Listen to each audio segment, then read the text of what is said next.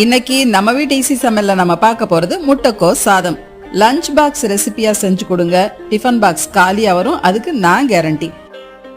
முட்டைக்கோஸை நீள வாக்கில் வெட்டி உப்பு மஞ்சளும் சேர்த்து இட்லி தட்டில் வேக வச்சு எடுத்துக்கோங்க.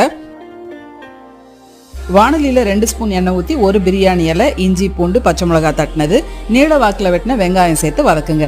வதங்கின பிறகு தக்காளியை சேர்த்து வதக்குங்க. இப்போ 2 ஸ்பூன் வரமல்லித்தூள், 1 ஸ்பூன் சீரகத்தூள், காரத்துக்கு வரமிளகாய் தூள், அப்புறம் மறக்காம உப்பு சேர்த்துட்டு கொஞ்சமா தண்ணி சேர்த்து வதக்கிடுங்க.